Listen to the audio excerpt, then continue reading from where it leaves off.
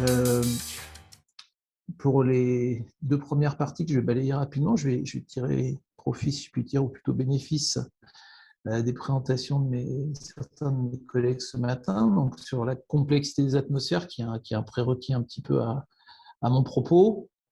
Je vais m'appuyer sur la présentation qui a été faite par Bénédicte Piquet-Barrault ce matin. Donc, s'il y avait des personnes qui étaient...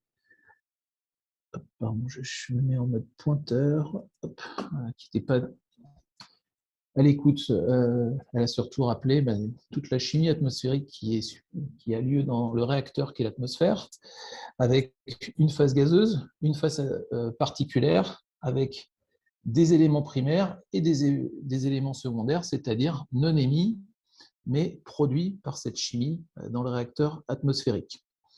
Donc là, on parle d'une chimie qu'on croit souvent qu'on peut appréhender comme, parce qu'elle est des fois assez peu dense en termes de concentration, comme assez pauvre en termes d'espèces, en termes de réactions. En fait, c'est des milliers d'espèces chimiques, des centaines de milliers de réactions chimiques, dépendantes évidemment du dépôt d'énergie, donc l'ensoleillement de la lumière solaire, et qui forment des espèces dont on sait pour certaines qu'elles sont très toxiques et qui sont impliquées dans les transferts de phase complexes.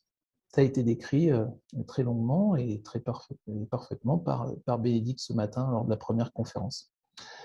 Le premier message, je pense qu'il est essentiel de conserver, c'est l'évolution chimique rapide de la matière particulière atmosphérique. Alors, cette matière particulière atmosphérique, elle est sous plusieurs formes, elle y a plusieurs origines. Vite, quelques mots vraiment qu'il faut peut-être garder en tête de ce qu'a expliqué Bénédicte ce matin.